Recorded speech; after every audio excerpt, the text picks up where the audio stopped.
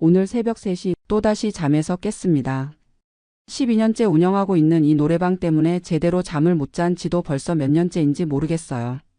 안녕하세요. 저는 LA 한인타운에서 청춘가요라는 노래방을 운영하고 있는 김정민이라고 합니다. 52살이고 미국에 온 지 벌써 20년이 넘었네요. 처음에는 단순하게 생각했어요. 한국 사람들이 그리워하는 고향의 정서, 미국에서도 신나게 노래 부르고 스트레스 풀 수 있는 공간을 만들어보자. 그런 마음으로 시작했는데 이게 이렇게 복잡하고 힘든 일이 될 줄은 꿈에도 몰랐습니다. 지금 돌이켜보면 정말 웃지 못할 일들이 너무 많았어요. 미국에서 한국식 노래방을 운영한다는 게 얼마나 험난한 길인지 지금부터 천천히 말씀드릴게요. 2012년 그때 저는 한인마트에서 매니저로 일하고 있었어요. 월급은 $3,200 정도 받았는데 LA에서 가족 셋이 살기에는 빠듯한 돈이었죠. 아내도 네일샵에서 일했지만 수입이 불안정했고 아들은 고등학교 3학년이라 대학 준비비도 만만치 않았거든요. 그러던 중에 우연히 웨스턴 애비뉴에 있는 작은 상가 건물을 보게 됐어요. 2층 건물의 1층 일부가 임대로 나와 있었는데 월세가 $3,800였습니다. 당시 제 월급을 생각하면 부담스러운 금액이었지만 뭔가 가능성이 보였어요. 여보, 우리 노래방 한번 해볼까? 아내에게 조심스럽게 꺼낸 말이었어요. 아내는 처음엔 말도 안 된다고 했죠. 우리가 뭘 안다고 장사를 하느냐, 특히 노래방 같은 건 경험도 없는데 어떻게 하냐고요. 하지만 저는 확신이 있었어요. 한인마트에서 일하면서 만난 고객들을 보니 다들 고향에 대한 그리움이 컸거든요. 특히 나이 드신 분들은 한국 노래를 부르고 싶어 하는 마음이 간절했어요. 당시 한인타운에 노래방이 있긴 했지만 대부분 좀 비싸거나 시설이 낡았었죠. 깨끗하고 합리적인 가격의 노래방을 만들면 분명 손님들이 올 거야. 그렇게 마음을 먹고 준비를 시작했어요. 먼저 필요한 자금을 계산해 봤는데 보증금 $11,400에 첫 달 월세 $3,800, 인테리어비 약 $30,000, 노래방 기계와 음향시설 $45,000, 각종 라이센스 비용과 운영 자금까지 합치면 약 $120,000가 필요했어요. 다행히 그동안 모아둔 돈과 아내의 네일샵 수익 그리고 친구에게 빌린 돈으로 간신히 마련할 수 있었죠. 2012년 10월 드디어 청춘가요 노래방을 오픈했습니다. 방은 총 8개였어요. 4인실 5개, 6인실 2개, 그리고 10명까지 들어갈 수 있는 단체실 1개. 인테리어는 최대한 한국적으로 했어요. 벽지는 은은한 꽃무늬로 하고 소파는 빨간색 가죽으로 맞춰서 화려하면서도 포근한 느낌을 주려고 했죠. 각 방마다 42인치 TV를 설치하고 음향은 한국에서 직접 가져온 스피커를 사용했어요. 가격은 1시간에 $25로 책정했습니다. 당시 다른 노래방들이 $35에서 $40 받는 것에 비하면 상당히 저렴한 편이었죠. 첫날부터 반응이 좋았어요. 아는 분들이 축하 겸 오셔서 노래를 부르고 소문을 듣고 오신 분들도 계셨고요. 특히 나이 드신 분들이 옛날 가요를 부르며 눈물을 흘리시는 모습을 보면서 정말 뿌듯했습니다. 이게 바로 내가 하고 싶었던 일이야. 그렇게 생각하며 열심히 일했어요. 매일 아침 10시에 문을 열어서 새벽 2시까지 운영했죠. 주말에는 새벽 3시까지 했고요. 처음 몇 달간은 정말 순조로웠어요. 월 매출이 $12,000 정도 나왔고 월세와 각종 비용을 제외하면 순수익이 $4,000 정도 남았거든요. 한인마트에서 받던 월급보다 훨씬 많은 돈이었죠. 그런데 문제는 여기서부터 시작됐어요. 2013년 3월 어느 날 갑자기 우편물 하나가 왔습니다. 발신인은 BMI라는 회사였어요. 영어로 빼곡히 적힌 편지였는데 처음에는 무슨 내용인지 잘 이해가 안 됐어요. 아들에게 번역을 부탁했더니 얼굴이 굳어지더니 이렇게 말하더라고요. 아빠, 이거 큰일 났어요. 음악 저작권 회사에서 소송을 걸겠다는 경고장이에요. 순간 머리가 하얘졌습니다. 소송이라니 도대체 무슨 일인지 영문을 모르겠더라고요. 편지 내용을 자세히 살펴보니 노래방에서 사용하는 음악에 대한 저작권료를 내야 한다는 거였어요. 그것도 매달 한 대당 $30씩, 저희 노래방 기계 팔 때면 월 $240를 내라는 거였죠. 아니, 우리는 한국에서 정식으로 기계를 사서 왔는데 뭔 소리야? 처음에는 이해가 안 됐어요. 한국에서 노래방 기계를 살 때 이미 음원 사용료를 다 지불한 줄 알았거든요. 그런데 알고 보니 그건 한국에서만 유효한 라이센스였던 거예요. 미국에서는 별도로 BMI, ASCAP, SESAC 같은 저작권 관리 단체들한테 라이센스를 받아야 한다는 거였죠. 더 충격적인 건 이미 1년 넘게 무단으로 사용했다는 이유로 과거 사용료까지 소급해서 지불하라고 하는 거였어요.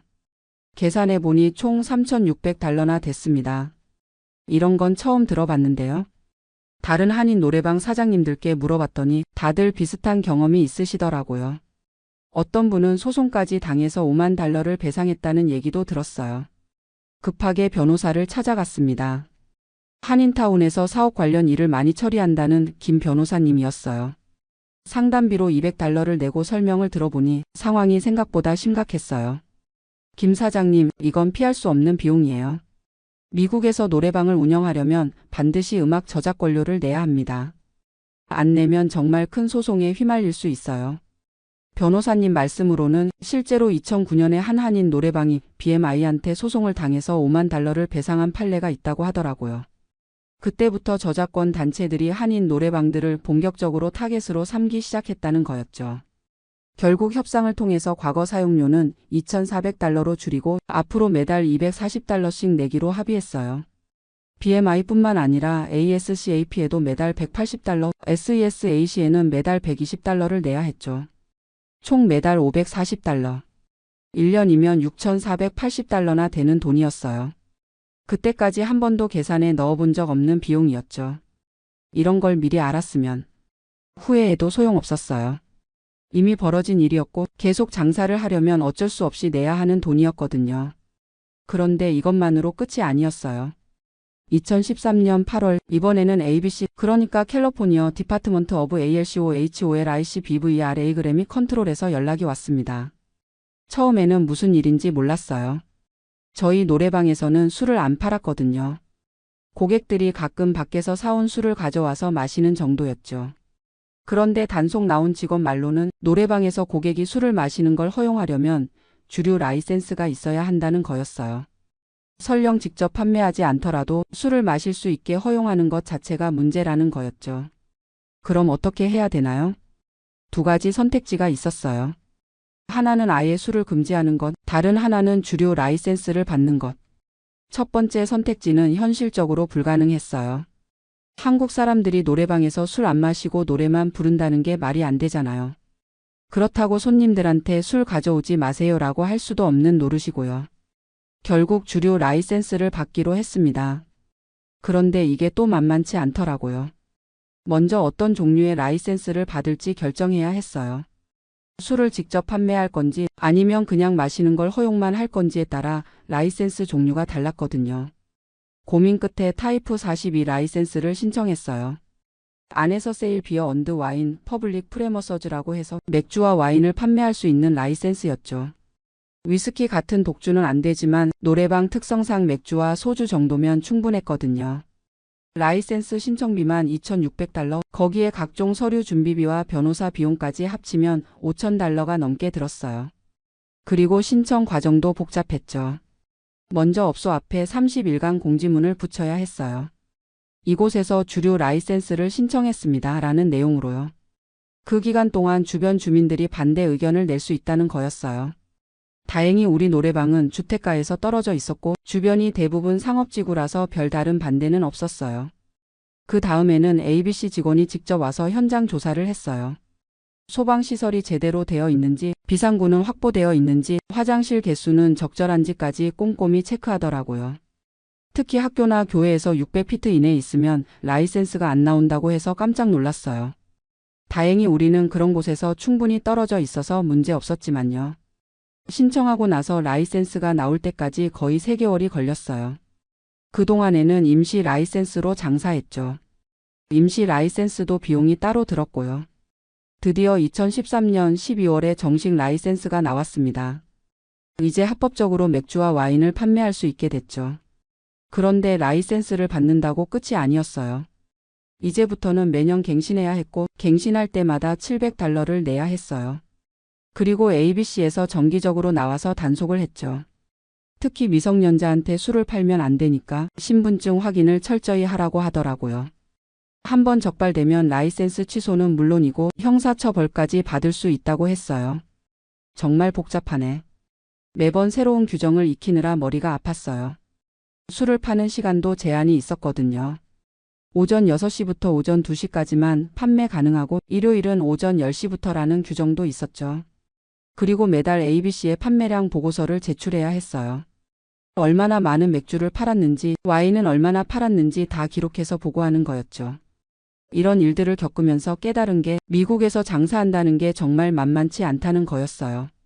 특히 노래방 같은 업종은 더더욱 그렇고요. 2014년 들어서면서 장사가 좀 안정됐다고 생각했는데 이번에는 전혀 예상치 못한 일이 터졌어요. 어느 날 오후 갑자기 경찰관 2명이 노래방으로 들어왔어요. 배지를 보여주면서 조사 때문에 왔다고 하더라고요. 무슨 조사요? 알고 보니 누군가 신고를 했다는 거였어요. 우리 노래방에서 불법적인 일이 벌어진다고 신고했다는 거였죠. 구체적으로는 매춘이나 성매매 관련 업소라는 신고였어요. 말도 안 돼요. 우리는 그냥 노래방인데요. 하지만 경찰은 일단 조사를 해야 한다고 했어요. 각 방을 하나씩 돌아보면서 확인하고 CCTV 영상도 보여달라고 하더라고요. 정말 억울했어요. 우리는 정말 깨끗하게 장사했거든요. 그런 불법적인 일은 꿈에도 생각해 본 적 없었는데 이런 의심을 받다니요. 나중에 알고 보니 한인타운에 있는 일부 노래방들이 실제로 그런 불법 영업을 했다고 하더라고요. 겉으로는 노래방이지만 실제로는 접대부를 두고 성매매를 하는 곳들이 있었다는 거였죠. 그래서 경찰이나 수사기관에서는 한인 노래방을 보면 일단 의심의 눈초리로 본다는 거였어요. 조사 결과 우리는 아무 문제 없다는 걸 확인받았지만 그 과정에서 받은 스트레스는 말로 표현할 수 없었어요. 손님들도 경찰이 왔다 갔다는 소문을 듣고 발길을 끊는 경우가 많았죠. 그 일이 있고 나서 한 달 정도는 매출이 30% 가까이 떨어졌어요. 아무리 해명해도 한번 퍼진 안 좋은 소문은 쉽게 사라지지 않더라고요. 이러다가 망하는 거 아닌가? 정말 심각하게 고민했어요. 그때까지 투자한 돈도 많은데 이런 식으로 문 닫게 되면 정말 큰일이었거든요. 다행히 기존 단골 손님들이 많이 도와주셨어요. 그런 소문 신경 쓰지 말고 열심히 하세요라고 격려해 주시고 주변 분들한테도 좋은 말씀 많이 해주셨죠. 그렇게 해서 2014년 말쯤에는 매출이 다시 회복됐어요. 하지만 그 일을 겪고 나서는 항상 조심하게 됐죠. 혹시라도 오해받을 만한 일은 절대 안 하려고 했어요. 예를 들어서 젊은 여자 손님들이 혼자 왔을 때는 다른 손님들과 접촉이 없도록 특별히 신경 썼고요. 남자 손님들이 술을 많이 마셔서 소란을 피우면 바로 제지하고 진정시켰어요. 그리고 CCTV도 추가로 설치했어요. 혹시라도 나중에 또 문제가 생겼을 때 증거 자료로 활용할 수 있도록요. 2015년부터 2019년까지는 비교적 평온했어요. 저작 권료도 꼬박꼬박 내고 주류 라이센스도 매년 갱신하고 ABC 단속에도 문제없이 통과했죠. 매출도 꾸준히 늘어서 월 평균 1만 8천 달러 정도 나왔어요. 각종 비용을 제외하고도 월 7천 달러 정도는 순수익이 남았죠. 그 돈으로 아들 대학 등록금도 내고 한국에 계신 부모님께도 용돈을 드릴 수 있었어요. 무엇보다 제가 하고 싶었던 일을 하면서 돈도 벌 수 있다는 게 가장 큰 보람이었죠. 손님들과의 관계도 좋았어요. 특히 나이 드신 분들은 저를 거의 가족처럼 대해 주셨거든요.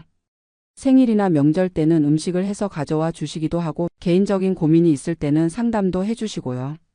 정민이 덕분에 고향 생각 많이 덜어지네요. 이런 말씀 들을 때마다 정말 뿌듯했어요. 돈을 벌기 위해 시작한 일이었지만 어느새 한인 커뮤니티의 한 부분이 된 것 같아서 자랑스러웠죠.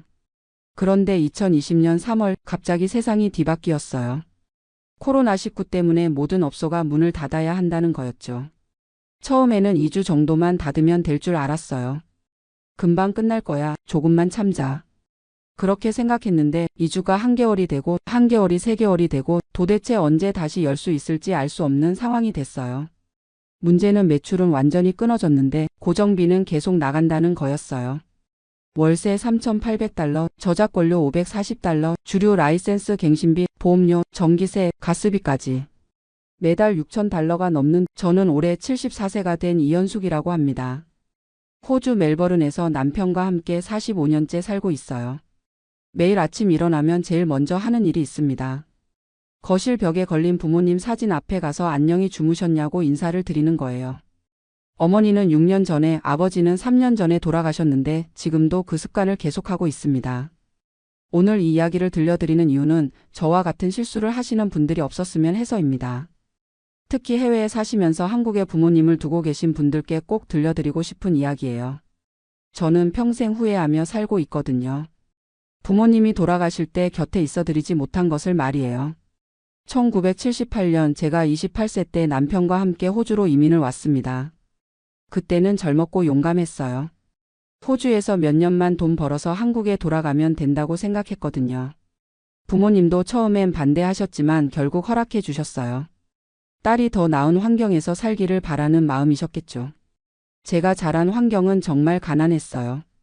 경남 진주에서 태어났는데 아버지는 농사를 지으셨고 어머니는 남의 집일을 도와주시면서 우리 남매 4명을 키우셨어요. 겨울이면 연탄가스 때문에 머리가 아프고 여름이면 더위에 잠을 못 자는 그런 집에서 살았습니다. 부모님은 당신들이 못 배운 한을 자식들에게는 안 물려주겠다고 하시면서 어떻게든 공부를 시켜주셨어요. 저도 고등학교까지는 졸업할 수 있었거든요. 그래서 더 나은 삶을 꿈꿨던 것 같아요. 신문에서 호주 이민 광고를 보고 남편과 상의했을 때 둘 다 가슴이 뛰었어요. 넓은 땅, 깨끗한 공기, 좋은 일자리. 그런 곳에서 살면서 부모님께도 용돈을 넉넉히 보내드릴 수 있을 거라고 생각했죠. 부모님께 이민 이야기를 꺼냈을 때 어머니가 눈물을 글썽이시더라고요. 딸을 그렇게 먼 곳으로 보내기 싫다고 돈은 없어도 가족이 함께 있는 게 제일이라고 하셨어요. 하지만 저는 고집을 부렸어요. 몇 년만 있다가 돌아오겠다고 돈 많이 벌어서 부모님을 편하게 해드리겠다고 약속했습니다. 그렇게 1978년 3월 인천공항에서 부모님과 작별 인사를 했어요. 어머니는 끝까지 손을 놓지 않으시려고 하셨고 아버지는 남자라고 티를 안 내시려고 하셨지만 눈이 빨갛게 되어 있으셨어요. 저는 그때 몰랐어요. 그게 부모님과 제대로 된 마지막 인사가 될 줄은요. 멜버른에 도착했을 때의 감동은 지금도 기억해요. 3월이니까 호주는 가을이었는데 공기가 정말 맑고 도시가 깨끗했어요. 남편은 현지 공장에서 기계 엔지니어로 일을 시작했고 저는 한국 식당에서 일했습니다. 처음엔 영어가 안 되어서 힘들었지만 한 달 지나면서 생활이 안정되었어요. 그리고 6개월 후에 처음으로 한국에 송금을 했어요.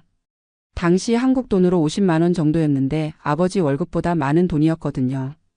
부모님이 얼마나 기뻐하셨는지 몰라요. 전화로 고맙다고 하시면서 딸이 대견하다고 하시는 소리를 들으니까 가슴이 뿌듯했어요. 아, 이렇게 하는 게 효도구나 생각했죠. 그런데 한인교회에 나가보니까 다른 얘기를 하시는 분들이 많았어요. 특히 먼저 이민 오신 어르신들이 그러시더라고요.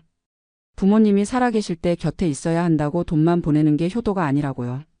그분들 중에 부모님 돌아가실 때 못 간 분들이 많았거든요.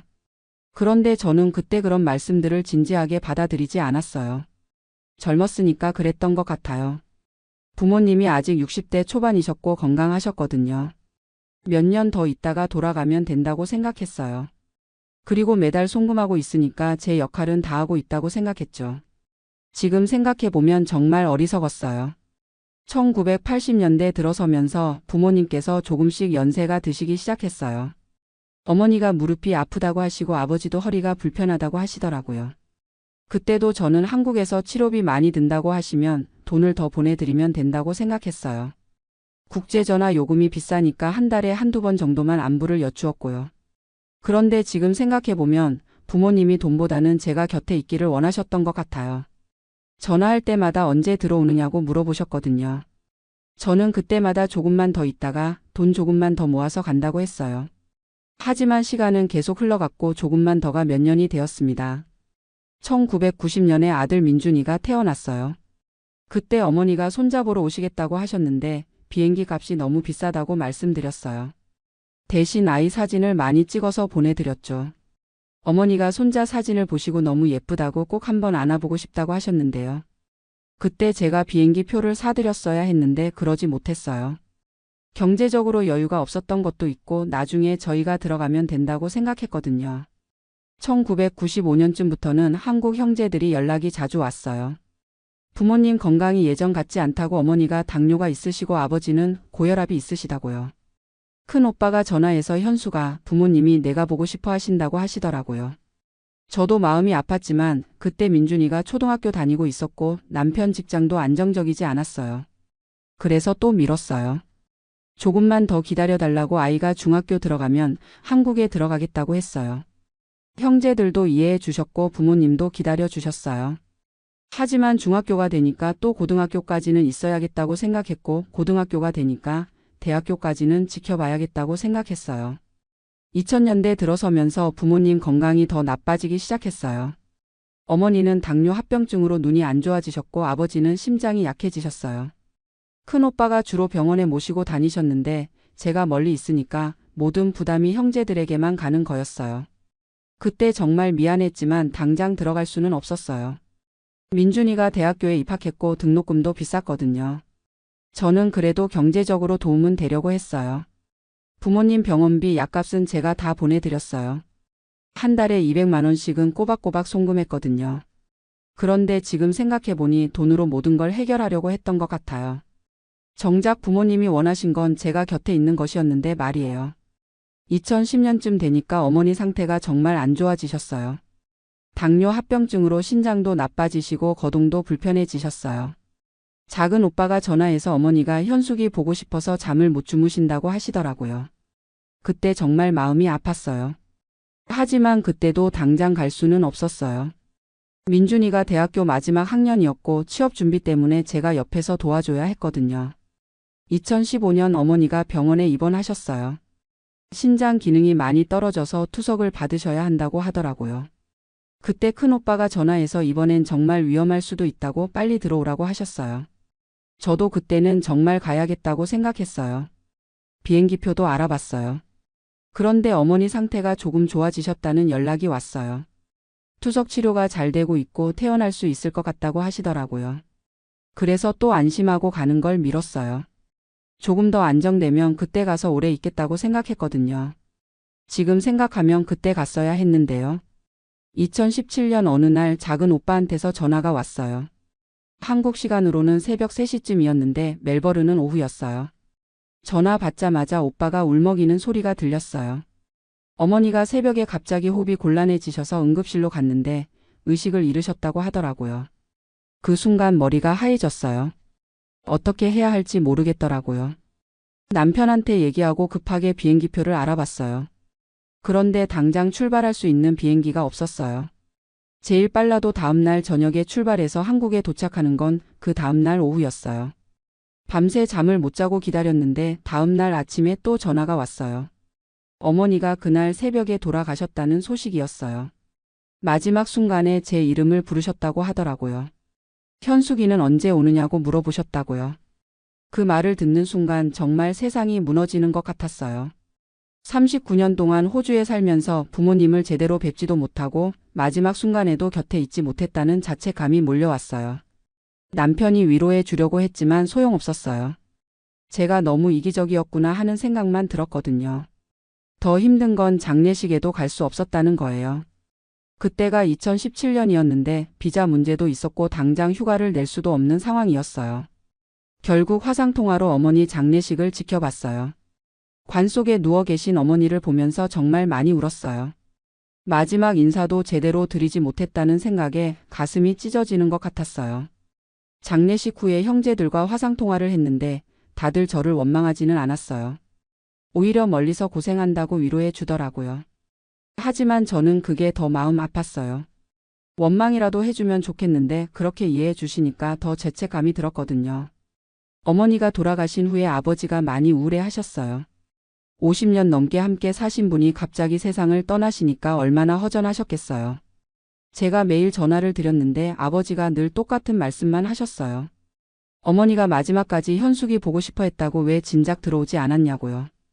그 말씀을 들을 때마다 가슴이 찢어졌어요. 정말 후회됐거든요. 돈을 벌겠다고 아이를 잘 키우겠다고 하면서 정작 제일 소중한 걸 놓쳤구나 싶었어요. 어머니한테 마지막 인사도 드리지 못하고 손도 한번 제대로 잡아드리지 못했다는 게 너무 원통했어요. 그래서 아버지만이라도 모셔오려고 했어요.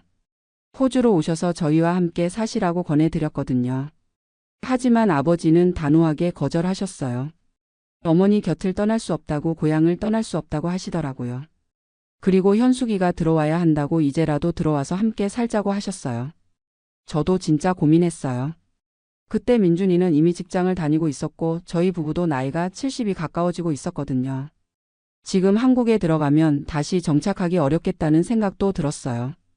호주에서 45년을 살았는데 갑자기 한국에 가서 살 수 있을까 하는 두려움도 있었고요. 결국 아버지를 설득해서 호주 방문이라도 해보시라고 했어요. 2018년에 아버지가 처음으로 호주에 오셨어요. 80세가 넘은 나이에 긴 비행기 여행을 하시는 게 걱정됐지만 그래도 손자 손녀를 만나시는 걸 보니까 좋아하시더라고요. 민준이도 할아버지를 정말 반가워했고 며느리 소영이도 친어머니처럼 모셨어요. 하지만 아버지는 3개월 만에 한국으로 돌아가시겠다고 하셨어요. 음식도 입에 안 맞고 말도 안 통하고 무엇보다 어머니 산소를 돌볼 사람이 없다고 하시면서요. 저는 더 계시라고 붙잡고 싶었지만 억지로 붙잡을 수는 없었어요. 아버지의 마음을 이해하니까요. 아버지가 한국에 돌아가신 후로는 매일 화상통화를 했어요. 시차 때문에 한국이 밤일 때 제가 전화를 드렸는데 아버지가 혼자 계시는 모습을 보니까 마음이 너무 아팠어요. 저녁도 대충 드시고 TV만 보면서 시간을 보내시는 모습이 안쓰러웠거든요. 2019년에는 제가 한국에 갔어요. 어머니 돌아가신 후 처음 가는 거였는데 정말 마음이 복잡했어요. 어머니 산소에 가서 참배를 드리는데 눈물이 멈추지 않더라고요. 살아생전에 한 번 더 찾아뵙지 못한 게 너무 후회됐어요. 아버지와 함께 지낸 한 달은 정말 소중한 시간이었어요. 아버지가 어머니 이야기를 많이 해주셨거든요. 제가 호주에 간 후에 어머니가 얼마나 그리워하셨는지, 제 편지가 올 때마다 얼마나 기뻐하셨는지요. 그리고 마지막에는 현숙이만 보면 소원이 없겠다고 계속 말씀하셨다고 하더라고요. 그 이야기를 들으면서 정말 가슴이 미어졌어요. 저는 돈만 보내면 되는 줄 알았는데 어머니는 돈보다 딸을 보고 싶어 하셨던 거였어요. 편지나 전화로는 채워지지 않는 그리움이 있으셨던 거죠. 제가 너무 어리석었구나 하는 생각이 들었어요. 그때부터 마음을 바꿨어요. 아버지한테는 자주 연락드리고 1년에 한 번씩은 꼭 한국에 가자고 다짐했어요. 그리고 2020년에도 갈 계획이었는데 코로나19 때문에 못 갔어요. 국경이 봉쇄되고 비행기도 끊어졌거든요. 2020년 내내 아버지와는 화상통화로만 안부를 확인했어요. 아버지도 코로나 때문에 외출을 못하시고 형제들도 자주 못 찾아뵈니까 많이 외로워하셨어요. 제가 매일 전화를 드렸지만 한계가 있었죠. 화면으로 보는 것과 실제로 만나는 건 다르니까요. 2021년 봄에 작은 오빠한테서 연락이 왔어요. 아버지가 몸살을 앓으시는데 병원에 가기를 거부하신다고요. 혼자 계시니까 기력도 떨어지시고 의욕도 없어 보인다고 하더라고요. 저는 그때 정말 조바심이 났어요. 어머니 때처럼 또 늦으면 어떡하나 하는 걱정이 들었거든요. 그래서 급하게 한국행을 알아봤어요. 코로나 때문에 격리를 2주 해야 했지만 그래도 가야겠다고 생각했어요. 다행히 2021년 여름에 입국이 가능해졌고 저는 바로 비행기표를 예약했어요. 남편도 같이 가려고 했는데 나이가 많아서 장거리 여행이 부담스럽다고 해서 저 혼자 갔어요. 한국에 도착해서 2주 격리를 하고 아버지를 뵈었는데 정말 많이 야위셨더라고요. 2019년에 봤을 때보다 10살은 더 늙어 보이셨어요. 혼자 지내시면서 끼니도 제대로 못 챙기시고 운동도 안 하시니까 근육도 많이 빠지셨어요. 그때 아버지한테 정말 미안하다고 사과를 드렸어요. 어머니 임종 때 못 온 것도 그동안 자주 찾아뵙지 못한 것도요. 아버지는 이제 와서 무슨 소리냐고 멀리서 고생하는 딸을 어떻게 원망하겠냐고 하시면서 오히려 저를 위로해 주시더라고요. 그런 아버지가 더 고마우면서도 죄송했어요. 3개월 동안 아버지와 함께 지내면서 정말 많은 이야기를 나눴어요. 어머니와의 추억 이야기, 제가 어렸을 때 이야기, 그리고 아버지의 인생 이야기까지요. 아버지가 얼마나 어머니를 사랑하셨는지, 자식들을 위해 얼마나 희생하셨는지 새삼 깨달았어요. 그리고 아버지한테서 들은 말씀 중에 가슴에 와 닿는 게 있었어요. 자식이 효도하고 싶을 때 부모가 있어야 효도를 할 수 있다고, 시간은 기다려주지 않는다고 하시더라고요. 돈은 언제든 벌 수 있지만 부모와 함께할 시간은 한정되어 있다고요. 그 말씀을 듣고 정말 뼈저리게 느꼈어요. 호주로 돌아올 때 아버지가 공항까지 마중 나오셨어요. 저는 눈물을 참으려고 했는데 아버지도 울고 계시더라고요. 이번엔 언제 오겠냐고 물어보시는데 내년에는 꼭 오겠다고 약속드렸어요. 그리고 건강하게 계시라고 제가 자주 전화 드릴 테니까 몸 잘 챙기시라고 당부드렸어요. 호주에 돌아와서는 정말 매일 아버지께 안부 전화를 드렸어요. 아침에 일어나면 제일 먼저 아버지께 전화를 드리고 저녁에도 안부를 여쭈었어요. 아버지도 제 전화를 기다리신다고 하시면서 많이 좋아하셨어요. 화상통화로 얼굴도 자주 보고 손자 손녀 이야기도 많이 들려드렸어요. 그런데 2022년 겨울에 아버지가 감기에 걸리셨어요. 처음에는 단순한 감기인 줄 알았는데 며칠 지나도 낫지 않으시더라고요. 작은 오빠가 병원에 모시고 갔더니 폐렴이라고 하더라고요. 나이가 많으시니까 폐렴도 쉽게 낫지 않는다고 했어요. 저는 그때 또 한국에 가려고 했어요. 하지만 아버지가 괜찮다고 곧 나을 거라고 하시면서 오지 말라고 하시더라고요. 코로나도 아직 끝나지 않았고 제가 격리하는 동안 병문안도 못할 텐데 굳이 올 필요 없다고 하셨어요. 그래서 망설이다가 결국 가지 않았어요. 2023년 1월 작은 오빠한테서 급한 전화가 왔어요. 아버지가 갑자기 쓰러지셔서 응급실에 계신다고요. 폐렴이 악화되면서 호흡 곤란이 왔다고 하더라고요. 저는 그때 정말 식은땀이 났어요. 어머니 때처럼 또 못 가는 건 아닌가 하는 생각이 들었거든요. 바로 비행기표를 예약했어요. 그런데 당장 출발할 수 있는 비행기가 없었어요. 다음 날 저녁에 출발해서 모레 오후에 도착하는 비행기밖에 없었거든요. 하루라도 빨리 가고 싶었는데 그럴 수 없어서 정말 속이 탔어요. 그날 밤에 아버지와 화상통화를 했어요. 병원에서 산소 마스크를 끼고 계셨는데도 제 걱정을 해주시더라고요. 괜찮으니까 천천히 오라고 비행기 조심히 타라고 하시면서요. 그 모습을 보니까 눈물이 났어요. 이런 상황에서도 딸 걱정을 해주시는 아버지가 고마우면서도 안쓰러웠어요. 비행기에서 12시간 동안 정말 애가 탔어요. 아버지가 무사히 계실까, 제가 도착할 때까지 기다려 주실까 하는 걱정으로 잠도 못 잤어요. 어머니 때처럼 또 늦으면 어떡하나 하는 두려움이 계속 들었거든요. 인천공항에 도착해서 바로 작은 오빠한테 전화했어요. 다행히 아버지 상태가 조금 안정되었다고 하더라고요. 저는 그 말을 듣고 정말 안도했어요. 공항에서 바로 병원으로 달려갔어요. 병원에서 아버지를 뵈었을 때 정말 많이 약해져 계셨어요. 하지만 제가 온 걸 보시고 많이 기뻐하시더라고요. 손을 꼭 잡으시면서 고맙다고 멀리서 왔는데 고생했다고 하시는 거예요. 저는 그때 정말 다행이다 싶었어요. 이번에는 아버지 곁에 있을 수 있어서요. 2주 동안 병원에서 간병했어요. 아버지 상태가 조금씩 좋아지는 것 같았거든요. 의사 선생님도 나이에 비해 회복이 빠르다고 좀 더 지켜보자고 하셨어요. 저는 그 말을 듣고 희망을 가졌어요. 아버지가 회복되시면 더 오래 함께 있을 수 있을 거라고 생각했거든요. 하지만 어느 날 새벽에 아버지 상태가 급격히 나빠지셨어요. 갑자기 혈압이 떨어지고 의식이 흐려지셨어요. 의료진이 응급처치를 했지만 소용없었어요. 아버지는 그날 오전에 제 손을 잡고 돌아가셨어요. 아버지 임종을 지킬 수 있어서 정말 다행이었어요. 어머니 때는 마지막 순간에 함께하지 못해서 평생 후회했는데 아버지만큼은 곁에서 배웅할 수 있었거든요. 아버지가 마지막에 고맙다고 효녀라고 말씀해 주셨어요. 그 말씀을 들으면서 눈물이 났지만 그래도 마음이 조금은 편했어요. 아버지 장례식은 가족들이 힘을 합쳐서 정성껏 치렀어요. 어머니 산소 옆에 모셨는데 두 분이 다시 만나셨구나 하는 생각이 들었어요. 장례식에 참석하면서 정말 많은 생각이 들었어요. 이제 정말 부모님이 안 계시는구나, 이제 진짜 혼자구나 하는 생각이요. 한국에서 3개월 더 있다가 호주로 돌아왔어요. 집에 도착했을 때 정말 허전했어요. 더 이상 부모님께 안부 전화를 드릴 수도 없고 걱정해 주실 분도 안 계시니까요. 그제서야 부모님이 정말 돌아가셨구나 하는 실감이 났어요. 지금 돌이켜보면 정말 후회되는 게 많아요. 특히 어머니 임종 때 함께하지 못한 건 평생 가슴에 남을 것 같아요. 39년 동안 호주에 살면서 부모님을 자주 찾아뵙지 못한 것도 후회되고요. 물론 경제적인 도움은 드렸지만 그게 전부가 아니었는데 그걸 너무 늦게 깨달았어요. 부모님은 돈보다 자식과 함께 있는 시간을 더 원하셨던 것 같아요. 편지나 전화, 송금으로는 채워지지 않는 그리움이 있으셨을 거예요. 저는 그걸 몰랐어요. 아니, 알면서도 외면했던 것 같아요. 경제적인 핑계, 아이들 핑계를 대면서 정작 중요한 걸 놓쳤던 거죠. 지금은 매일 아침 부모님 사진 앞에서 인사를 드려요. 안녕히 주무셨냐고, 오늘도 잘 지내보겠다고요. 그리고 죄송하다고, 사랑한다고 말씀드려요.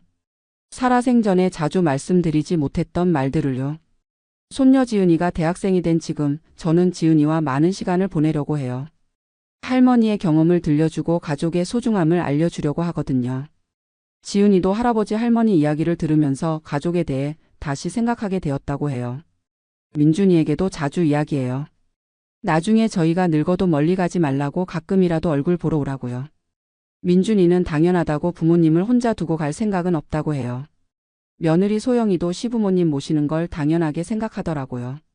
해외에 사시는 분들, 특히 한국에 부모님을 두고 계신 분들께 꼭 말씀드리고 싶어요.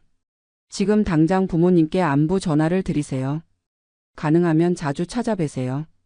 돈도 중요하지만 더 중요한 건 함께하는 시간이에요. 부모님이 살아계실 때 효도하세요. 나중에 하려고 미루다가는 기회를 놓칠 수 있어요. 저처럼 평생 후회하며 살지 마시고 지금 당장 행동하세요.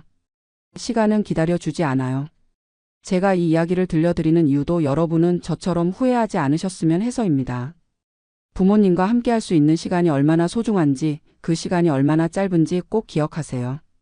경제적인 성공이나 자녀 교육도 중요하지만 부모님과의 시간보다 더 소중한 건 없어요.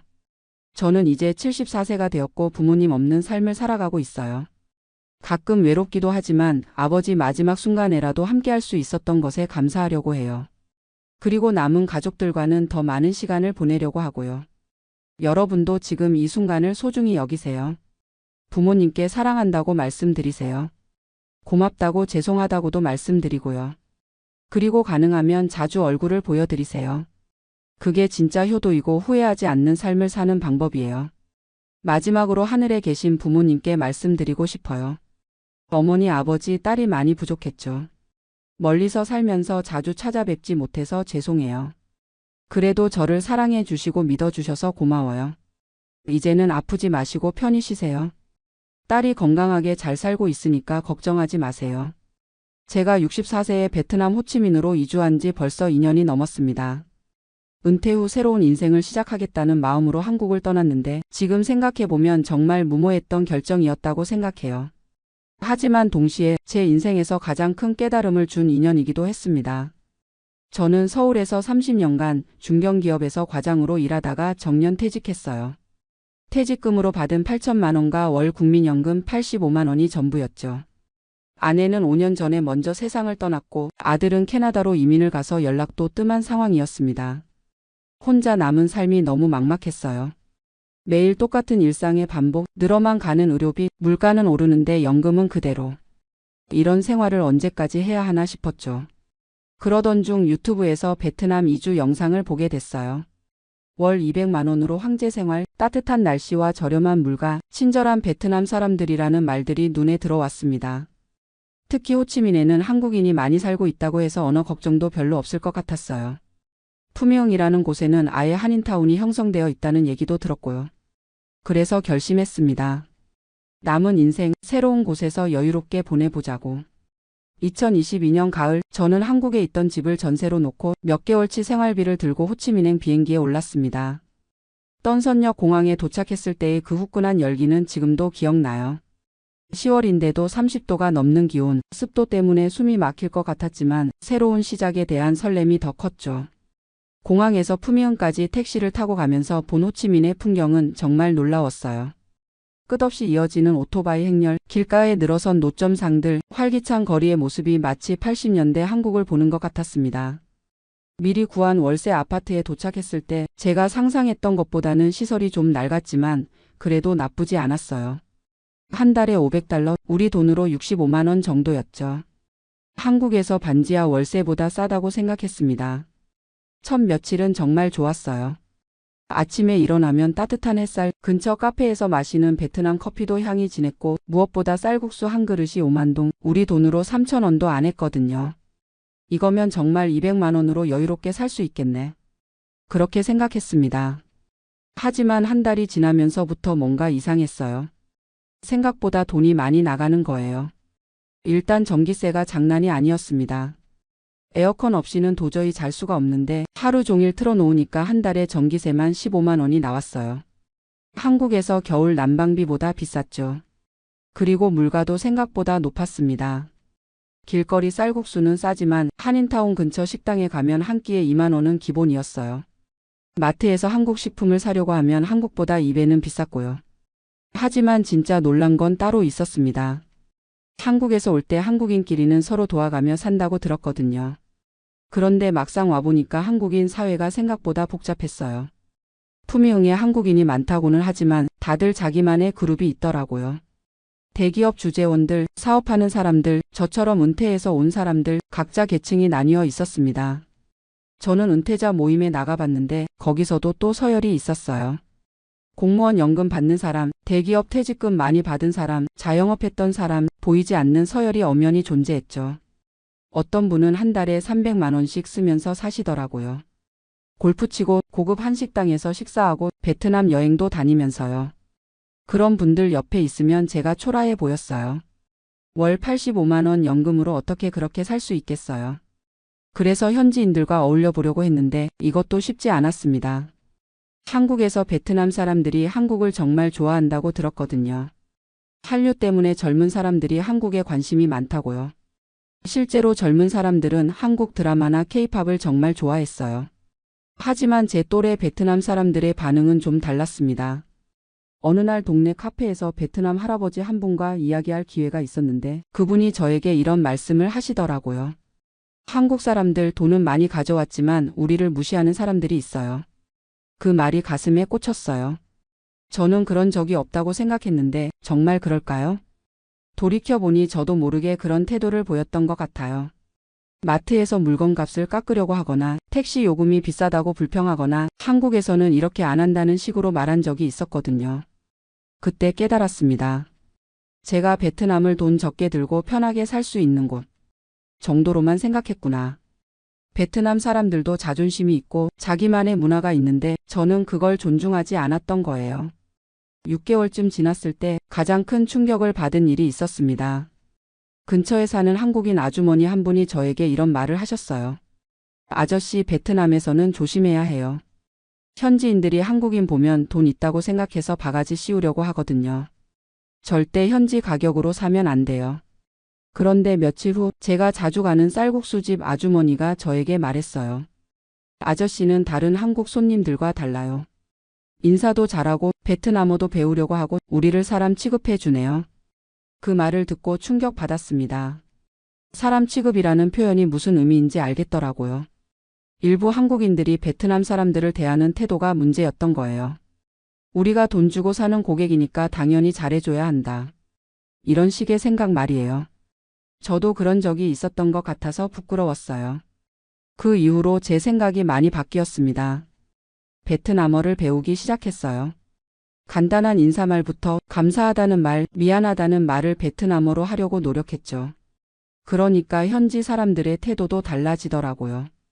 쌀국수 집에서는 공짜로 반찬을 더 주기도 하고 마트 직원들도 친절하게 대해줬어요. 무엇보다 제가 베트남에 대해 잘못 알고 있던 게 많다는 걸 깨달았습니다. 베트남이 가난한 나라라고 생각했는데 호치민은 정말 빠르게 발전하고 있었어요. 고층 빌딩들이 계속 올라가고 젊은 사람들은 스마트폰으로 결제도 하고 배달 앱도 우리보다 더 발달해 있었죠. 그리고 베트남 사람들이 게으르다는 편견도 있었는데 실제로는 정말 부지런했어요. 새벽부터 밤늦게까지 일하는 사람들이 많았고 특히 젊은 세대들은 정말 열심히 살고 있었습니다. 1년쯤 지나서 가장 놀란 일이 있었어요. 제가 자주 가는 쌀국수집 아들이 대학생인데 한국어를 독학으로 배우고 있다고 하더라고요. 나중에 한국 회사에 취업하고 싶다면서요. 그 친구가 저에게 한국어를 가르쳐 달라고 부탁했어요. 대신 저에게 베트남어를 가르쳐 주겠다고 했죠. 그때부터 일주일에 2번씩 만나서 언어 교환을 했습니다. 그 과정에서 베트남의 젊은 세대가 얼마나 똑똑하고 열정적인지 알게 됐어요. 그 친구를 통해 베트남 역사도 배우고 문화도 이해하게 됐습니다. 베트남 전쟁 이야기를 들으면서 이 나라 사람들이 얼마나 강인한지도 알게 됐고요. 그리고 무엇보다 제가 얼마나 편견에 사로잡혀 있었는지 깨달았습니다. 한국에서 베트남은 가난하고 뒤처진 나라라고 생각했는데 실제로는 정말 빠르게 발전하고 있는 역동적인 나라였어요. 물론 아직 불편한 점들도 많아요. 교통이 혼잡하고 인프라가 부족한 부분도 있고 가끔 정전도 되고요. 하지만 그런 것들이 이 나라의 매력이기도 해요. 변화하고 있는 모습을 직접 볼 수 있고 그 에너지를 느낄 수 있거든요. 지금은 베트남 생활이 정말 만족스러워요. 처음에 생각했던 저렴하고 편한 나라가 아니라 함께 살아가는 이웃이라는 생각으로 바뀌었거든요. 한 달 생활비도 처음보다 오히려 줄었어요. 현지 마트에서 장보고 현지 음식도 즐기고 굳이 비싼 한국 식품만 고집하지 않으니까요. 그리고 베트남 친구들도 생겼어요. 쌀국수집 아주머니, 근처 마트 직원, 공원에서 태극권하는 할아버지들과도 인사하는 사이가 됐죠. 이제는 베트남어로 간단한 대화도 할 수 있어요. 안녕하세요. 감사합니다. 맛있어요. 이런 말들을 베트남어로 하면 사람들이 정말 좋아해요. 제가 베트남에서 가장 놀란 것은 뭐였을까요? 물가가 생각보다 높다는 것도 놀랐고 한국인 사회의 복잡함도 놀랐지만 가장 놀란 건 바로 나 자신이었어요. 64세까지 살면서 고정관념에 얼마나 사로잡혀 있었는지, 다른 문화를 얼마나 편견으로 바라봤는지 깨달았거든요. 한국에서는 나이 들면 변하기 어렵다고 하잖아요. 하지만 저는 64세에 베트남에 와서 정말 많이 변했어요. 더 열린 마음으로 세상을 보게 됐고 다른 사람들을 존중하는 마음도 커졌습니다. 이제 제가 베트남에서 하고 싶은 일이 생겼어요. 한국어를 배우고 싶어하는 베트남 젊은이들에게 한국어를 가르쳐 주는 거예요. 그리고 저처럼 베트남에 정착하려는 한국 어르신들에게는 현실적인 조언을 해드리고 싶어요. 베트남은 천국이 아니에요. 하지만 마음가짐에 따라 정말 좋은 곳이 될 수 있어요. 이게 제가 전하고 싶은 메시지입니다. 돈만 있으면 편하게 살 수 있다고 생각하지 마세요. 현지 문화를 존중하고 사람들을 진심으로 대하면 베트남 사람들도 진심으로 대해줘요. 그리고 무엇보다 나이가 들어도 배울 수 있고 변할 수 있다는 걸 깨달았어요. 저는 앞으로도 베트남에서 살아갈 생각이에요.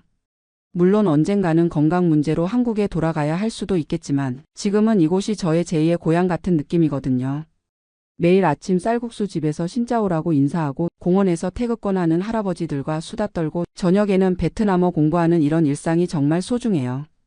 한국에 계신 또래 분들께 하고 싶은 말이 안녕하세요. 저는 올해 70세가 된 박정수라고 합니다. 미국에 온 지 벌써 40년이 넘었네요. 지금은 매달 소셜 시큐리티로 $1950를 받으며 혼자 살고 있습니다. 많은 분들이 궁금해 하시는 것 같아요. 미국에서 소셜 시큐리티만으로 어떻게 사는지, 실제로 얼마나 드는지, 어떤 것들이 힘든지 말이죠. 오늘은 제 솔직한 이야기를 들려드리려고 합니다. 화려하지도 않고 특별하지도 않은 그냥 평범한 한 노인의 미국 생활 이야기입니다. 매일 아침 6시에 일어납니다. 습관이란 게 참 무서운 것 같아요. 40년 넘게 새벽 5시 반에 일어나 출근 준비를 하던 몸이 은퇴한 지 5년이 지났는데도 여전히 일찍 깨어나거든요. 커피 한 잔 내려 마시면서 하루를 시작합니다. 커피는 코스트코에서 대용량으로 사요. 하루에 한 잔씩 마셔도 한 달에 $15 정도면 충분하거든요. 아침 식사는 간단합니다. 토스트 한 장에 땅콩버터 발라 먹거나 오트밀에 바나나 조각 넣어 먹거나 우유는 일주일에 1갤런씩 사는데 $3 50센트 정도 해요. 식료품비가 제일 큰 고민 중 하나입니다. 예전에는 별 생각 없이 장을 봤는데 이제는 정말 꼼꼼히 계산해야 해요. 한 달에 식료품으로 쓰는 돈이 대략 $300 정도입니다. 많다고 생각하실 수도 있지만 미국 물가를 생각하면 꽤 절약하는 편이에요. 항상 세일하는 것들 위주로 사고 쿠폰도 부지런히 모읍니다. 처음엔 쿠폰 오려서 장 보는 제 자신이 초라하게 느껴졌는데 이제는 당연한 일이 되었어요. 고기는 세일할 때 조금씩 사서 냉동실에 보관합니다. 닭고기가 파운드당 99센트일 때 사서 작은 팩으로 나누어 얼려두죠. 그러면 한 달 정도는 고기 걱정 안 해도 돼요.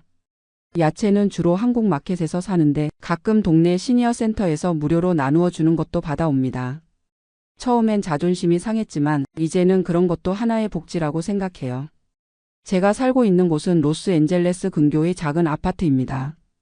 원룸이고 월세가 $1200예요. 소셜 시큐리티의 절반 이상이 집세로 나가는 셈이죠. 사실 더 싼 곳으로 이사를 생각해 봤는데 여기가 한국 마켓이나 병원 가기에 편해서 그냥 있어요. 차도 없고 대중교통으로만 다니니까 위치가 중요하거든요. 차는 3년 전에 팔았습니다. 유지비가 만만치 않더라고요. 보험료, 기름과 수리비까지 생각하면 한 달에 $400는 좋게 나갔어요. 소셜 시큐리티의 20%를 차에 쓸 수는 없잖아요. 대신 버스와 지하철을 이용합니다. 시니어 할인이 있어서 한 달에 $20면 충분해요. 처음엔 불편했지만 이제는 익숙해졌고 오히려 책도 읽고 음악도 들을 수 있어서 좋아요. 의료비는 정말 감사하게도 메디케어 덕분에 그나마 견딜만 합니다. 파트 A는 무료고 파트 B로 한 달에 $175 정도 내요. 여기에 메디갭 보험까지 해서 월 250달러 정도가 의료보험료로 나가죠. 그래도 모든 의료비가 다 커버되는 건 아니에요. 치과는 별도고 안경도 따로예요. 지난달에 혈압약을 바꿨는데 새 약이 한 달에 80달러 더 비싸더라고요. 이런 것들이 차곡차곡 쌓이면 부담이 만만치 않아요. 그래서 항상 제네릭 약품을 쓰려고 하고 정말 필요한 검사가 아니면 미루기도 해요. 옷은 거의 사지 않습니다. 구질이나 세일베이션 아미에서 가끔 필요한 것만 사요. 셔츠 하나에 5달러, 바지 하나에 8달러 정도면 상태 좋은 걸 살 수 있어요. 새 옷 살 돈으로 일주일치 식료품을 사는 게 더 현실적이거든요. 전기요금은 여름이 제일 무서워요. 에어컨을 틀면 한 달에 200달러도 나올 수 있거든요. 그래서 낮에는 도서관이나 쇼핑몰에서 시간을 보내요. 어차피 집에 혼자 있어도 할 일이 별로 없으니까요. 겨울에는 난방비 때문에 고민이에요. 히터를 최대한 아껴 쓰려고 하는데 그러다 보니 감기 걸릴까봐 걱정되기도 하고요. 이불 2장 덮고 자는 게 일상이 됐어요. 휴대폰 요금은 한 달에 30달러짜리 최저가 플랜을 써요. 인터넷은 집에서 월 50달러, 케이블은 끊었습니다. 요즘은 유튜브나 넷플릭스만 봐도 충분하더라고요. 외식은 정말 특별한 날에만 해요. 한 달에 한 번 정도 한국 식당에서 20달러짜리 정식을 먹는 게 전부예요. 그것도 쿠폰이 있을 때나 할인 시간대에 가죠. 사실 이런 생활이 처음엔 정말 힘들었어요. 평생 열심히 일했는데 노년에 이렇게 돈 계산하며 살아야 한다니. 특히 자식들 앞에서는 티를 내지 않으려고 해요. 아들이 가끔 전화해서 돈 필요한 거 없어? 라고 물으면 괜찮다, 충분히 있다고 대답하죠. 자식들도 각자 살기 힘든데 부담 주고 싶지 않거든요. 하지만 정말 어려울 때는 있어요. 지난해 에어컨이 고장 났을 때 수리비가 400달러나 나왔어요. 그달은 식료품비를 절반으로 줄여야 했죠. 그때 정말 막막했어요. 아들한테 말할까도 생각했지만 결국 혼자 해결했어요. 한 달 동안 라면이랑 계란으로 버텼거든요. 그런데 이상하게도 그 시간이 지나고 나니까 뭔가 더 강해진 기분이 들더라고요. 아, 나도 이 정도는 할 수 있구나 하는 자신감이 생겼어요. 이제는 나름의 노하우도 생겼어요. 도서관에서 신문도 보고 책도 빌려보고 무료 와이파이도 쓸 수 있으니까 좋아요. 시니어 센터에서 하는 프로그램에도 참여해요. 요가 클래스는 한 달에 10달러, 영어 회화 모임은 무료예요. 혼자 있는 시간이 줄어들어서 정신 건강에도 좋고요. 한국 마켓에서 할인 쿠폰도 부지런히 모아요. 10% 할인이라도 큰 도움이 되거든요. 그리고 시니어 할인하는 곳들을 다 외워뒀어요. 화요일에는 영화관 시니어 할인, 수요일에는 슈퍼마켓 더블 쿠폰 데이, 목요일에는 약국에서 시니어 20% 할인. 이런 것들이 생활의 리듬이 됐어요. 가끔 옛날 동료들을 만나면 부러워요. 연금도 받고 소셜 시큐리티도 받아서 한 달에 4,000달러, 5,000달러씩 받는 사람들을 보면요. 저는 평생 중소기업에서 일했거든요. 연금이라는 게 없었어요. 401k도 회사에서 매치를 안 해줘서 많이 모으지 못했고요. 그래서 은퇴할 때 갖고 있던 돈이 15만 달러 정도였어요. 응급 상황을 위해 아껴두려고 하는데 가끔 큰 지출이 있으면 조금씩 쓸 수밖에 없어요. 계산해보니 이 돈으로는 10년 정도밖에 못 버틸 것 같아요. 그 이후에는 정말 소셜 시큐리티만으로 살아야 하는 거죠. 생각하면 막막하지만 어떻게든 방법을 찾아야겠죠. 그런데 요즘은 생각이 좀 달라졌어요. 돈이 적어도 불행한 건 아니더라고요. 물론 여유는 없지만 최소한 굶지는 않으니까요. 오히려 돈을 아껴 쓰다 보니 새로운 재미를 발견했어요. 쿠폰으로 장을 보고 세일 상품을 찾아다니고 도서관에서 무료 이벤트를 찾아가고 이런 것들이 일종의 게임 같아요. 그리고 정말 필요한 것과 그렇지 않은 것을 구분하게 됐어요. 예전엔 충동 구매도 많이 했는데 이제는 뭘 사기 전에 정말 꼼꼼히 생각해요. 이게 정말 필요한가? 다른 대안은 없나? 더 싼 곳은 없나? 이런 습관이 생기니까 오히려 돈 관리가 더 체계적이 되었어요. 가계부도 쓰기 시작했고 매달 예산을 세워서 지키려고 노력해요. 한 달 예산을 한번 말씀드릴게요. 소셜 시큐리티 1,950달러에서 월세 1,200달러, 의료보험료 250달러, 전기요금 평균 100달러, 핸드폰 30달러, 인터넷 50달러. 여기까지 하면 1,630달러예요. 남는 돈이 320달러인데 여기서 식료품 300달러, 생활용품 50달러 정도 쓰면 거의 다 없어져요. 가끔 예상치 못한 지출이 있으면 마이너스가 되죠. 그럴 때는 저축한 돈을 조금씩 써야 해요. 이런 계산을 하다 보면 가슴이 답답해질 때도 있어요. 내가 이런 삶을 살려고 미국에 왔나 싶기도 하고요. 1983년에 미국에 왔을 때는 꿈이 많았거든요. 열심히 일해서 돈 벌고 자식들 좋은 대학 보내고 노후에는 여행도 다니고 싶었어요. 처음 몇 년은 정말 힘들었어요. 영어도 안 되고 기술도 없고. 공장에서 야간 근무를 하면서 낮에는 영어 학교를 다녔어요. 하루에 서너 시간밖에 못 잤지만 그래도 희망이 있었어요. 10년쯤 지나니까 조금씩 자리를 잡더라고요. 한국 음식 재료를 파는 작은 회사에 취직했어요. 급여는 많지 않았지만 영어도 많이 늘고 회사 사정도 알게 되면서 책임감도 생겼죠. 거기서 25년을 일했어요. 중간에 회사가 어려워져서 월급을 못 받은 적도 있고 정리해고 당할 뻔한 적도 있었지만 그래도 버텼어요. 아내와 함께 정말 열심히 살았어요. 아내는 섬유 공장에서 일했고 저는 식품 회사에서 일하면서 둘 다 투잡도 많이 했어요. 주말에는 제가 한국 식당에서 서빙을 하고 아내는 다른 집 청소를 나갔어요. 그렇게 해서 번 돈으로 아들 둘을 키웠죠. 첫째는 UC 버클리를 나와서 지금 엔지니어로 일하고 둘째는 USC 법대를 나와서 변호사가 됐어요. 그게 저희 부부의 가장 큰 자랑이자 성과예요. 아이들 대학 등록금 때문에 집 한 채 값은 다 들어갔지만 전혀 후회 안 해요. 그때는 그게 최선의 선택이었다고 생각하거든요. 아내가 5년 전에 암으로 먼저 갔어요. 정말 갑작스러웠어요. 건강검진에서 발견됐는데 이미 말기였거든요. 그때 의료비가 정말 많이 들었어요. 메디케어가 있어도 본인 부담금이 만만치 않더라고요. 항암 치료비, 호스피스 비용까지 해서 저축한 돈의 절반 정도를 썼어요. 아내가 없어지니까 모든 게 달라졌어요. 혼자 사는 게 이렇게 외로운 줄 몰랐어요. 밥을 해 먹어도 맛이 없고 텔레비전을 봐도 재미없고. 그래서 한국에 갈까도 생각해 봤어요. 하지만 40년을 여기서 살았는데 이제 와서 한국에 가서 뭘 하겠어요. 게다가 한국도 생활비가 만만치 않다고 하더라고요. 아들들이 가끔 아버지 우리 집으로 오세요라고 하는데 그것도 쉽지 않아요. 며느리들 입장에서는 부담스러울 거고 저도 눈치 보며 살기 싫거든요. 그래서 혼자 사는 걸 선택했어요.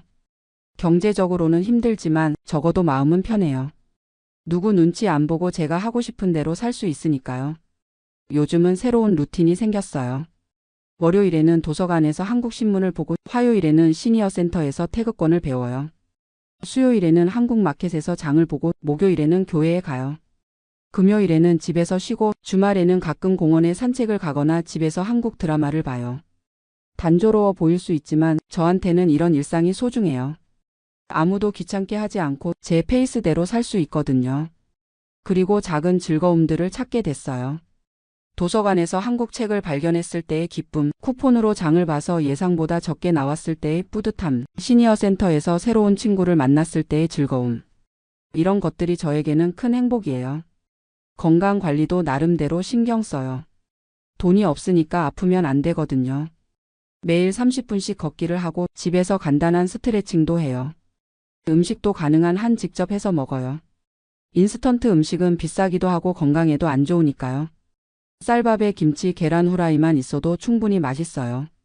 가끔 한국이 그리울 때가 있어요. 특히 명절 때는 더 그래요. 추석이나 설날에 혼자 있으면 정말 외로워요. 그럴 때는 한국 음식을 해 먹어요. 비싸더라도 한국 마켓에서 갈비를 사서 구워 먹거나 송편을 만들어 먹기도 해요. 혼자 먹는 게 쓸쓸하지만 그래도 고향 맛을 느낄 수 있어서 위로가 돼요. 요즘은 유튜브에서 한국 프로그램도 많이 봐요. 나는 자연인이다나 백패커 같은 프로그램을 보면서 대리만족을 해요. 여행은 못 가지만 화면으로라도 한국을 볼 수 있어서 좋아요. 아들들과는 일주일에 한 번씩 전화해요. 서로 바쁘니까 길게 하지는 못하지만 그래도 목소리라도 들으면 마음이 든든해져요. 손자들 소식 듣는 것도 큰 즐거움이고요. 가끔 아들들이 돈 얘기를 할 때가 있어요. 아버지 생활비 부족하지 않아요? 라고 물으면 항상 괜찮다고 대답해요. 정말 어려울 때는 말할 수도 있겠지만 지금은 그래도 혼자 해결할 수 있는 수준이니까요.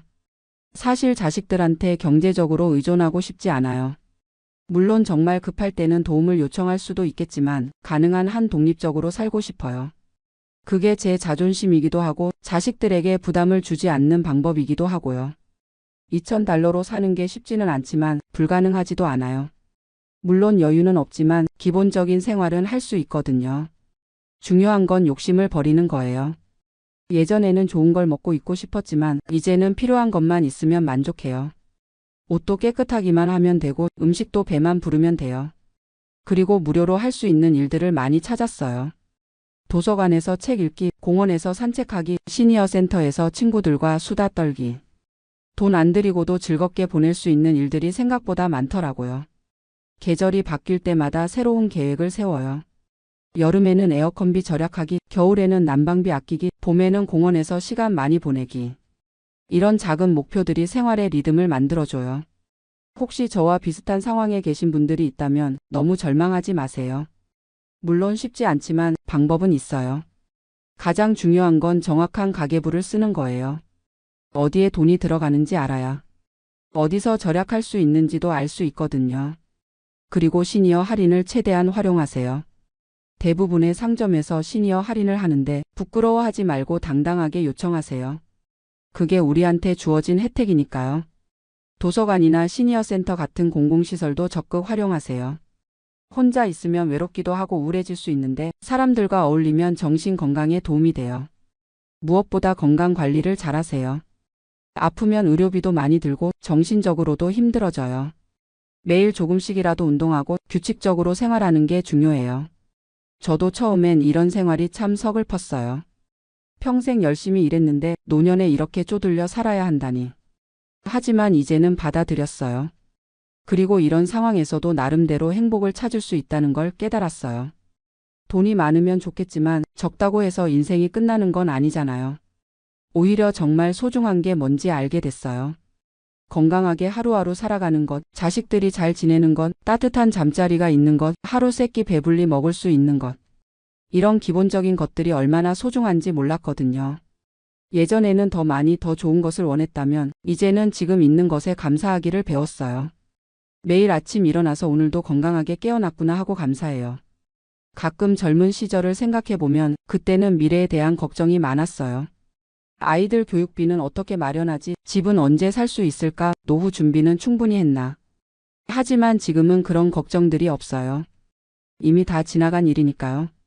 아이들은 다 컸고 집도 팔아서 노후 자금으로 썼고 지금이 바로 그 노후거든요. 물론 미래에 대한 걱정이 아예 없는 건 아니에요. 만약에 큰 병에 걸리면 어떻게 하지? 치매에 걸리면 누가 돌봐줄까? 저축한 돈이 떨어지면 어떻게 살지? 이런 걱정들은 여전히 있어요.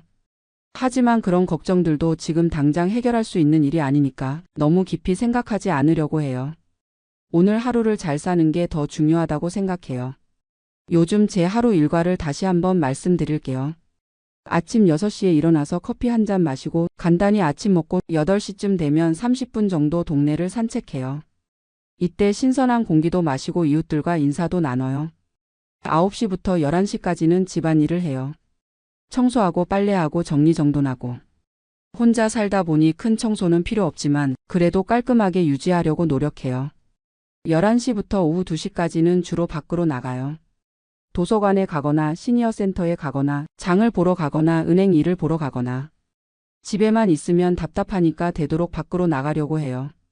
오후 2시부터 4시까지는 점심을 먹고 낮잠을 자요. 나이가 들어서 그런지 오후에 졸음이 많이 와요. 30분에서 1시간 정도 자고 나면 몸이 한결 가벼워져요. 오후 4시부터 6시까지는 집에서 책을 읽거나 텔레비전을 봐요. 한국 뉴스도 인터넷으로 보고 유튜브에서 한국 프로그램도 봐요. 이때가 하루 중 가장 편안한 시간이에요. 저녁 6시쯤 간단히 저녁을 먹고 7시부터 9시까지는 설거지하고 내일 준비를 해요.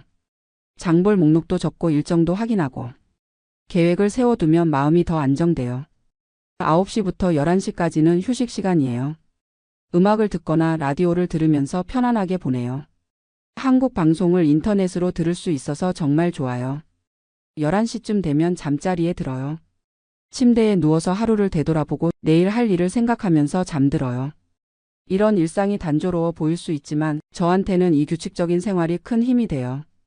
할 일이 있으니까 하루하루가 의미 있게 느껴지거든요. 특히 시니어 센터에서 만난 친구들이 큰 도움이 돼요. 저와 비슷한 상황에 있는 분들이 많거든요. 같이 수다도 떨고 정보도 나누고 가끔은 같이 장 보러 가기도 해요. 그분들과 이야기하다 보면 저만 힘든 게 아니구나 하는 생각이 들어요. 어떤 분은 소셜 시큐리티를 $1,500밖에 못 받아서 더 어렵게 사시거든요. 그런 분들 보면 제가 오히려 나은 편이라는 생각도 들어요. 서로 절약 노하우도 많이 나눠요. 어느 마트에서 언제 세일을 하는지, 어떤 쿠폰을 어디서 구할 수 있는지, 시니어 할인을 어디서 받을 수 있는지, 이런 정보들이 실제 생활에 큰 도움이 돼요. 그리고 한 달에 한 번씩은 함께 한국 식당에 가요. 각자 돈을 내지만 혼자 먹는 것보다 훨씬 맛있어요. $20로 한 끼 먹는 건 부담스럽지만 한 달에 한 번 정도는 그래도 할 만해요. 겨울이 다가오면서 또 다른 고민이 생겼어요. 난방비 문제인데요. 작년 겨울에는 한 달에 $150까지 나왔거든요. 올해는 좀 더 절약해야겠어요. 두꺼운 옷을 여러 벌 준비해뒀고 전기 담요도 하나 샀어요. 밤에는 히터 대신 전기 담요를 쓰면 전기요금을 좀 줄일 수 있을 것 같아요. 낮에는 가능한 한 집에 있지 말고 따뜻한 곳으로 나가려고 해요. 도서관이나 쇼핑몰은 무료로 난방을 해주니까요. 거기서 시간을 보내면 집 난방비도 아끼고 사람들도 만날 수 있어서 일석이조예요. 의료비 관리도 더 신경 써야 할 것 같아요. 나이가 들수록 병원 갈 일이 많아지는데 메디케어가 있어도 본인 부담금이 만만치 않거든요. 정기검진은 빠뜨리지 않고 받으려고 해요. 큰 병이 생기기 전에 미리 발견하는 게 장기적으로는 더 경제적이니까요. 혈압약이나 당뇨약도 꼬박꼬박 먹어야 하고요. 치과는 좀 고민이에요. 메디케어에서 치과 치료는 거의 안 해주거든요. 이가 아픈데 임플란트를 하려면 몇천 달러가 들어요. 그 돈이면 몇 달을 살 수 있으니까 망설여져요. 안경도 새로 맞춰야 하는데 한 개에 $300 정도 해요. 코스트코에서 더 싸게 할 수 있다고 하던데 다음에 알아봐야겠어요. 그래도 건강만큼은 타협하면 안 되죠. 아프면 그때 더 많은 돈이 들어갈 텐데 미리 관리하는 게 현명한 일이에요. 요즘은 한국에 대한 생각도 많이 해요. 가끔 한국 뉴스를 보면 노인분들이 폐지 줍는 모습이 나와요. 그걸 보면 마음이 아프면서도 나는 그래도 여기서 이 정도로 살고 있으니 다행이다 하는 생각도 들어요. 물론 한국이 그리워요. 고향 음식도 그리워하고 옛날 친구들도 보고 싶고. 하지만 이제 와서 한국에 가서 뭘 하겠어요. 거기서도 결국 비슷한 고민을 해야 할 텐데요. 여기서 40년을 살면서 이미 뿌리를 내렸어요. 병원도 여기 있고 친구들도 여기 있고 자식들도 여기 있으니까요. 불편하더라도 여기가 제 터전이에요. 가끔 젊은 한국인들을 보면 부러워요. 꿈도 많고 가능성도 무한하고. 저도 그런 시절이 있었는데 어느새 이렇게 할아버지가 됐네요. 하지만 후회는 안 해요. 제 나름대로는 최선을 다해서 살았거든요. 아내와 함께 열심히 일해서 아이들 키우고 이 나라에서 꿈을 이루려고 노력했어요. 비록 부자는 되지 못했지만 아이들은 잘 키웠고 지금도 건강하게 살고 있으니 그것만으로도 성공한 인생이라고 생각해요. 앞으로 몇 년을 더 살 수 있을지 모르겠지만 남은 시간도 의미 있게 보내고 싶어요. 돈은 적어도 마음은 풍요롭게 건강하게 하루하루를 살아가고 싶어요. 혹시 이야기를 듣고 계신 분들 중에 비슷한 상황에 있는 분이 계시다면 너무 절망하지 마세요. 분명히 방법은 있어요. 중요한 건 현실을 받아들이는 거예요. 돈이 적으면 적은 대로 사는 방법을 찾으면 돼요. 욕심을 줄이고 감사할 줄 알고 작은 행복에도 만족할 줄 안다면 얼마든지 행복하게 살 수 있어요. 그리고 혼자가 아니라는 걸 기억하세요. 비슷한 상황에 사람들이 많아요. 서로 도우면서 살아가면 어려운 시기도 이겨낼 수 있어요. 마지막으로 건강만큼은 꼭 챙기세요. 돈을 아끼려다가 건강을 해치면 결국 더 큰 손해를 보게 돼요. 필요한 의료비는 아끼지 말고 평소에 운동하고 규칙적으로 생활하세요. 제 이야기가 누군가에게 도움이 됐으면 좋겠어요. 화려하지는 않지만 솔직한 이야기였습니다. 소셜 시큐리티 $2,000로 사는 일상, 생각보다 불가능한 일은 아니에요. 물론 쉽지는 않지만 지혜롭게 살면 충분히 할 수 있어요. 오늘도 감사한 마음으로 하루를 마무리하며 내일도 건강하게 맞이하고 싶습니다. 들어주셔서 감사합니다.